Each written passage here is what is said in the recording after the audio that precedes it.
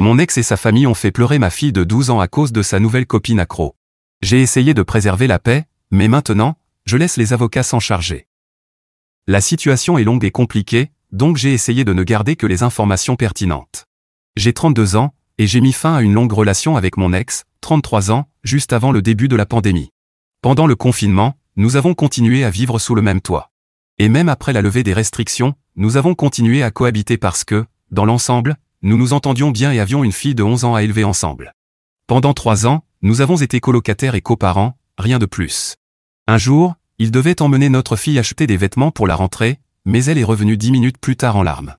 Elle m'a dit qu'ils étaient en route pour les magasins quand sa nouvelle copine l'a appelée. Il a alors fait demi-tour pour la déposer à la maison et pouvoir passer du temps avec sa copine. Il a même demandé à notre fille de mentir pour lui, mais elle en avait marre de le couvrir, ce qui laissait entendre qu'elle l'avait fait plusieurs fois auparavant. Quand elle est rentrée à la maison, nous avons eu une énorme dispute.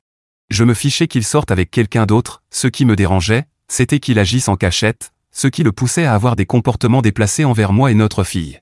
Je lui ai dit que s'il avait été honnête à propos de cette nouvelle femme et qu'il m'avait présentée, peut-être qu'on aurait pu tous s'entendre. Mais à la place, il a choisi de se comporter comme un ado en chaleur. Résultat, il est parti vivre chez ses parents. Quelques jours plus tard, il m'a appelé pour s'excuser. Il a dit qu'il espérait qu'il n'était pas trop tard pour arranger les choses et qu'il voulait qu'on soit tous amis. J'avais bon espoir qu'on puisse enfin trouver un équilibre pour le bien de notre fille. C'est là que, peut-être, j'ai eu tort. J'ai toujours été proche des parents de mon ex, au point que, même après notre rupture, ils m'invitaient encore régulièrement à dîner. Ils disaient que même si je n'étais plus la compagne de leur fils, j'étais la mère de leur petite fille, et donc toujours de la famille. Un jour, ma fille m'a envoyé un message depuis chez ses grands-parents pour m'inviter à dîner parce qu'ils faisaient mon plat préféré. Je n'ai pas hésité à y aller, même si mon ex et sa copine y étaient aussi invités. Je pensais que tout le monde était d'accord, puisque c'était ma fille qui m'avait invité. J'ai donc dîné avec les parents de mon ex et ma fille, mais lui n'est monté que pour prendre 2 assiettes avant de redescendre. J'ai demandé à sa mère pourquoi, et elle m'a dit que sa copine ne se sentait pas bien ce jour-là. Peu importe, me suis-je dit, elle est juste malade. Je la rencontrerai une autre fois. J'ai passé une soirée agréable avec mes ex-beaux-parents, j'ai aidé à nettoyer, j'ai promis d'apporter un gâteau à la noix de coco, le préféré de mon ex-beau-père, et j'ai raccompagné ma fille chez nous plus tard. Ensuite, mon ex m'a bombardé de messages et d'appels, disant que c'était bizarre et déplacé que je sois venu dîner sans invitation, que j'avais mis sa copine mal à l'aise et que j'avais causé des problèmes dans leur couple parce qu'elle pensait que nous étions encore amoureux, plus qu'on dînait avec ses parents. Il a aussi dit que les ex ne font pas ça, que c'était flippant. J'ai parlé à ma fille et lui ai demandé calmement si elle avait demandé à quelqu'un si c'était ok que je vienne avant de m'envoyer le message.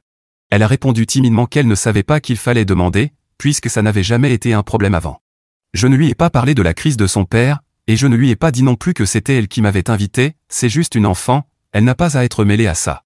À la place, j'ai simplement dit à mon ex que j'étais désolé si ma présence avait mis quelqu'un mal à l'aise, mais je pensais qu'il voulait qu'on soit tous amis, et je pensais que c'était une bonne manière de commencer.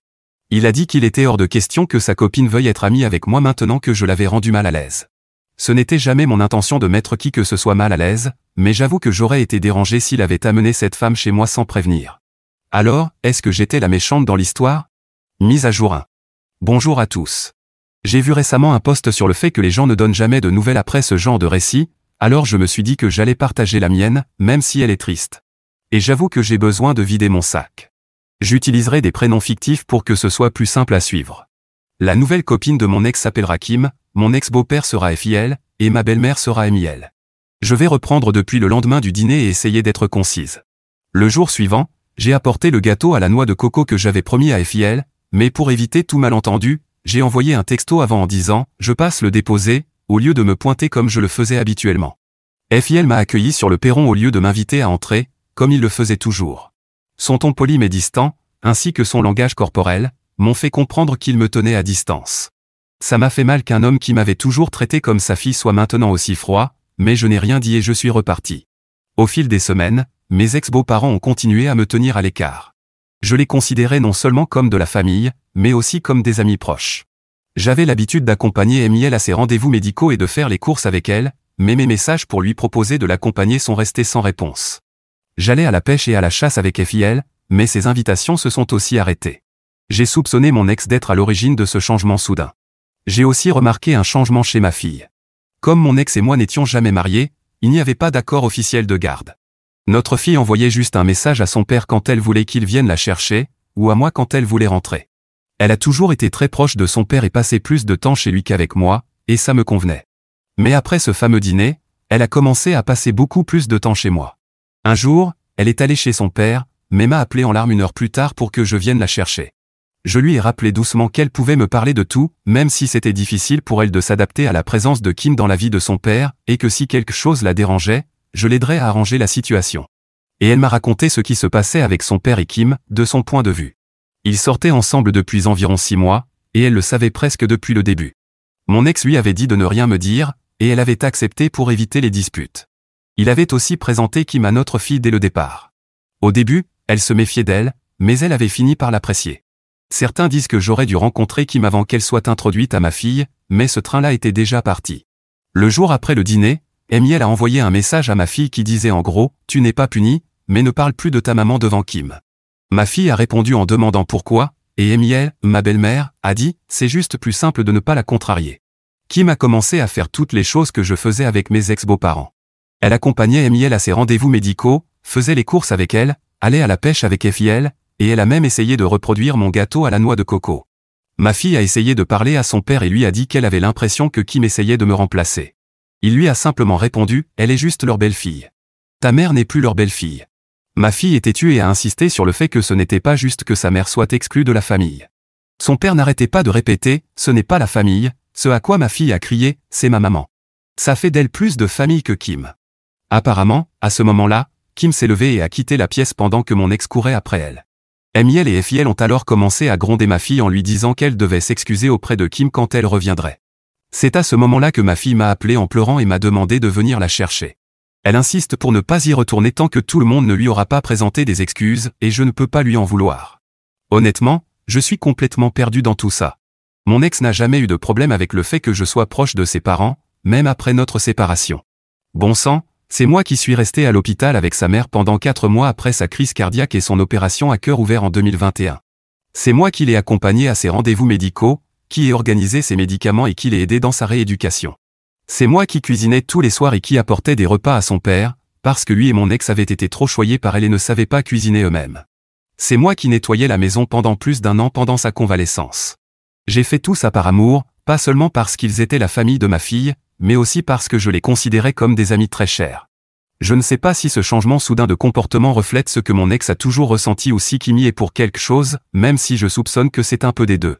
Mon ex a perfectionné l'art de l'incompétence, et je soupçonne que maintenant qu'il a une autre femme pour s'occuper de lui et de ses parents vieillissants, il n'a plus besoin de moi pour le faire. Voilà à peu près tout ce qui s'est passé ce dernier mois. Silence total de la part de personnes que j'aimais profondément, et rejet de ma fille jusqu'à ce qu'elle rentre chez elle en larmes. Aussi triste que je sois pour moi-même, mon cœur se brise 10 fois plus pour elle. Eddie, cela ne fait que quelques jours que ma fille m'a appelé en pleurant, et elle s'est occupée l'esprit avec l'école et ses amis, donc je n'ai pas encore eu l'occasion de m'asseoir avec elle pour parler de ce qu'elle ressent vraiment. Tout ce que je lui ai demandé, c'est si elle voulait que je l'informe si son père essayait d'appeler, et elle a dit oui, elle veut savoir. Elle a des séances de thérapie en ligne 1 fois par mois depuis que son père et moi nous sommes séparés, mais la première chose que j'ai faite après cet incident, c'est de contacter un thérapeute et de programmer une séance en urgence en présentiel. J'ai vu que plusieurs personnes m'ont suggéré de contacter un avocat et de mettre en place un accord de garde, et j'avoue que je suis un peu gêné d'admettre que je n'y avais pas pensé avant. Mon ex déteste tout ce qui a trait à la justice, presque à un niveau irrationnel. Une fois, il a fait une crise de panique en recevant une convocation pour être juré. Une partie de moi pense donc que le tribunal ne se passera pas bien. Mais l'autre moitié pense que je ne reconnais plus cet homme, et je ne veux rien laisser au hasard. Je vais chercher un avocat dès que possible et voir si on peut obtenir une ordonnance de garde d'urgence disant que notre fille n'a pas à retourner là-bas tant que la garde partagée n'est pas officiellement réglée. Commentaire pertinent, ta belle-mère a l'air d'être une vraie complice de l'incompétence de son fils. Je me demande pourquoi tu as jamais laissé ta fille être exposée à ça.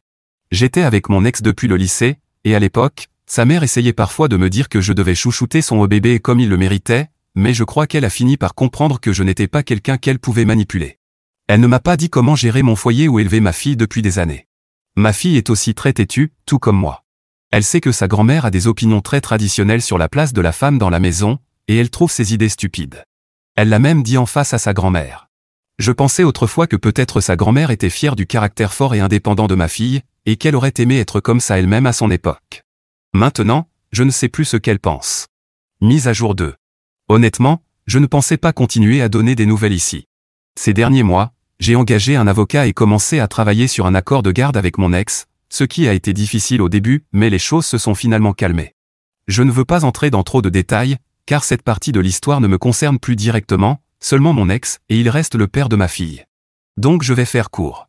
Mon ex a été contacté par mon avocat et a commencé à m'inonder de messages, disant que j'essayais de lui enlever sa fille et de lui prendre tout son argent, et comment j'avais pu lui faire ça alors qu'il ne m'aurait jamais fait un truc pareil, etc., etc.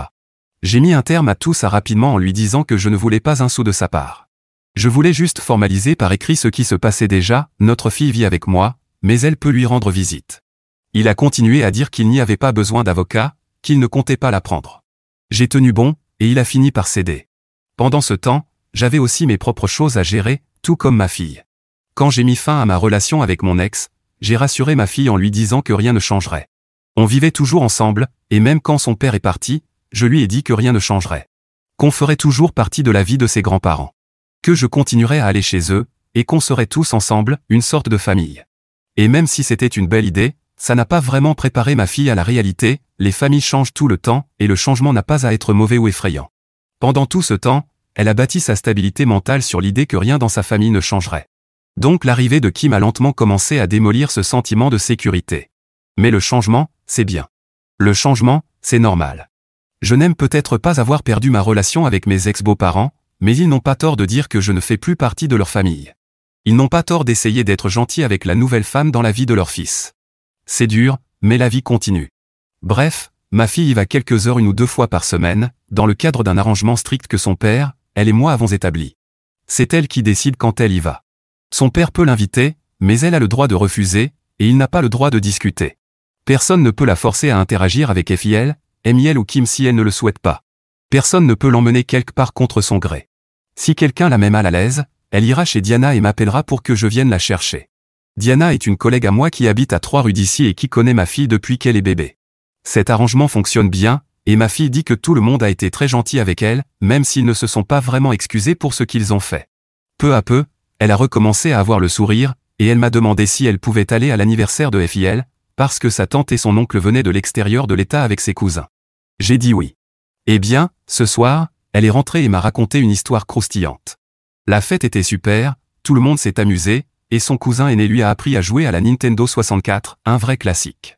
Kim était introuvable, apparemment, elle ne se sentait pas bien encore une fois, et mon ex est descendu pour aller la voir. Soudain, tout le monde a entendu crier « Où est-ce que c'est ? Qu'est-ce que t'en as fait ?» Tout le monde s'est tu et s'est tourné vers les escaliers, d'où mon ex est remonté en trombe en disant que tout le monde devait vider ses poches, car de l'argent avait disparu du coffre-fort de FIL et MIL. Contexte, ce coffre-fort est situé sous les escaliers et nécessite une clé et une combinaison pour être ouvert. Il contient des documents importants pour toute la famille et de l'argent de secours. FIL, MIL, mon ex et désormais Kim sont les seuls à connaître la combinaison, et la seule clé est cachée dans la chambre de FIL et MIL. Mon ex était descendu voir Kim et l'avait trouvé endormi dans le lit, mais la porte du placard sous les escaliers était entrouverte. Il a eu un mauvais pressentiment, a vérifié le coffre et a constaté qu'environ 2000 $ manquaient. Il a réveillé Kim, qui s'est mise à pleurer en disant qu'elle dormait depuis tout à l'heure et que quelqu'un avait dû s'introduire et voler l'argent pendant qu'elle dormait. J'ai été plutôt satisfaite d'apprendre que la famille de mon ex n'était pas aussi crédule que lui, ils l'ont immédiatement confronté en disant que c'était un mensonge évident. Aucun d'entre eux n'avait la clé ou ne connaissait la combinaison, et ils étaient tous restés dans le salon. Kim nettoie régulièrement la chambre de FIL et MIL et savait où était cachée la clé. Mon ex lui avait donné la combinaison. Kim était la seule personne en bas. Kim est la seule personne qui aurait pu faire ça.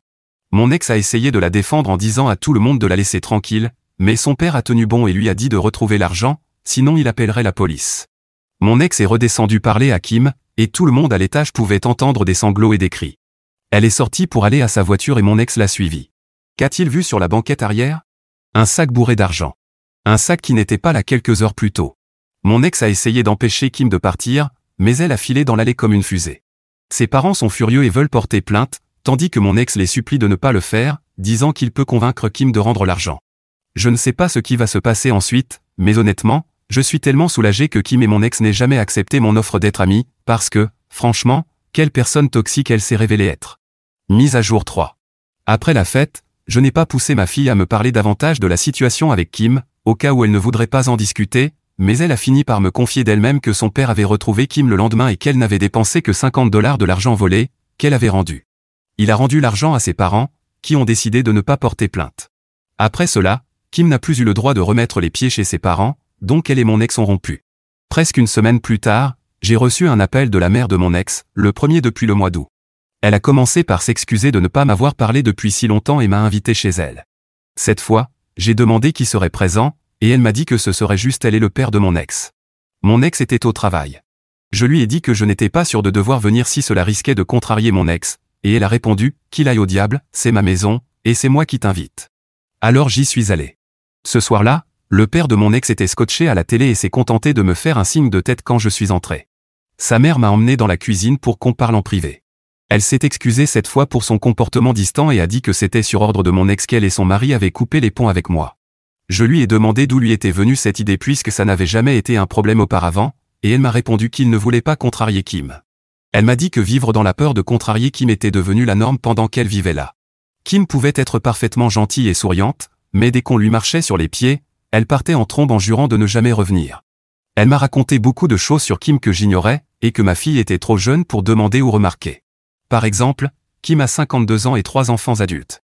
Elle vivait chez son fils aîné quand elle a rencontré mon ex, mais après environ 8 mois et demi de relation, son fils l'a mise dehors et elle n'avait nulle part où aller. Elle a donc emménagé chez mon ex et ses parents. La raison ? Elle consomme de la drogue. La mère de mon ex le sait parce que Kim l'a avoué à son père. Le père de mon ex est un policier à la retraite et avait remarqué un comportement étrange chez Kim, comme des pics soudains d'énergie suivis de grosses fatigues, des sautes d'humeur à des heures inhabituelles, etc. Il a confronté Kim et mon ex avec ces observations, et ils ont admis qu'elle était accro, mais ont insisté sur le fait qu'elle suivait un traitement. Apparemment, c'est ainsi que Kim et mon ex se sont rencontrés. Mon ex est un alcoolique en sevrage, ce que je n'avais jamais mentionné jusqu'à maintenant car ce n'était pas pertinent. C'était vraiment grave quand nous étions jeunes, mais je pensais qu'il était sobre depuis 2015. À mon insu, il a replongé vers fin 2022, alors que nous vivions encore ensemble. J'ai été là pour lui dans ses pires moments, et je peux dire avec certitude qu'il ne se comportait pas aussi mal qu'avant, mais il sortait souvent le soir et avait toujours l'air fatigué. J'ai simplement cru qu'il travaillait tard, sortait avec des amis ou fréquentait quelqu'un. Nous n'étions plus un couple à ce moment-là, et je me suis dit que ce n'était pas mes affaires tant que ça n'affectait pas notre fille, et à l'époque, je ne pensais pas que c'était le cas. Heureusement, il a fini par se rendre compte lui-même qu'il devait arrêter avant d'aller trop loin et a reconnu qu'il ne pouvait pas s'en sortir seul. Il a rejoint un programme local de désintoxication alcool-drogue, et c'est là qu'il a rencontré Kim. Ils suivaient des programmes différents mais dans le même bâtiment. Ils se sont croisés par hasard, ont sympathisé, puis ont commencé à sortir ensemble. Apparemment, mon ex a même avoué avoir essayé la drogue de prédilection de Kim, mais il jurait qu'il n'en prenait que pour s'amuser et n'était pas accro. Ses parents ont dit que Kim ne pouvait rester chez eux que si elle continuait à suivre son traitement et qu'il n'y avait plus de consommation de drogue dans la maison, et Kim ainsi que mon ex ont accepté. Puis la fête a eu lieu, et sa mère a clarifié certains points à ce sujet. Quand mon ex est descendu voir Kim ce jour-là, il a tout de suite vu qu'elle avait consommé, alors il l'a mise au lit. Pour arriver à sa chambre, il faut passer devant les escaliers, et il a remarqué que la porte menant sous l'escalier était légèrement ouverte, alors qu'elle est normalement toujours fermée à clé. Il a mis Kim au lit et est allé vérifier. Il n'a rien vu d'anormal, mais n'avait pas confiance et a ouvert le coffre pour être sûr. À ce moment-là, je l'ai interrompu et lui ai demandé pourquoi Kim connaissait même la combinaison. Sa mère a simplement dit que mon ex lui avait dit qu'elle devait la connaître en cas d'urgence, et elle a admis que c'était stupide d'avoir accepté. Normalement, il garde 10 000 $ en liquide dans le coffre pour les urgences, mais mon ex a compté 2 fois et était certain qu'il manquait 2 000 $. Mon ex a paniqué et a secoué Kim pour la réveiller, lui criant dessus, lui demandant où était l'argent. Elle a juré ne pas l'avoir pris. Il est retourné accuser le reste de la famille. Il a menti en disant que Kim avait dormi tout le temps pour éviter d'admettre qu'elle avait consommé de la drogue dans la maison de ses parents, mais il ne pouvait plus continuer à nier que Kim avait volé quand tout le monde répétait qu'elle était la seule personne possible. Il est redescendu pour la confronter. Elle a hurlé qu'il lui avait fait peur en la secouant et en lui criant dessus sans raison. Il lui a dit qu'elle était la seule à avoir pu prendre l'argent. Elle a continué de nier, et lui a continué de la presser, alors elle a attrapé son sac, y a fourré quelques vêtements et est sortie par la porte arrière pour aller jusqu'à sa voiture. En jetant son sac sur la banquette arrière, son contenu s'est renversé. Mon ex a vu plusieurs liasses de billets maintenus par des élastiques, exactement comme l'argent du coffre. Il a tenté d'ouvrir la portière, mais elle avait déjà verrouillé la voiture et a filé dans l'allée. Le lendemain, il l'a retrouvée garée devant l'immeuble de son fils aîné. Elle lui avait demandé si elle pouvait rester chez lui. Il a refusé, alors elle a passé la nuit dans sa voiture. Elle a pleuré et dit qu'elle n'avait pas été dans un programme de traitement depuis des semaines et qu'elle avait besoin d'argent pour rembourser des gens qui lui faisaient peur. Mon ex lui a dit qu'il s'en fichait, qu'elle devait juste rendre l'argent. Elle a rendu tout sauf les 50 $ qu'elle avait déjà dépensés.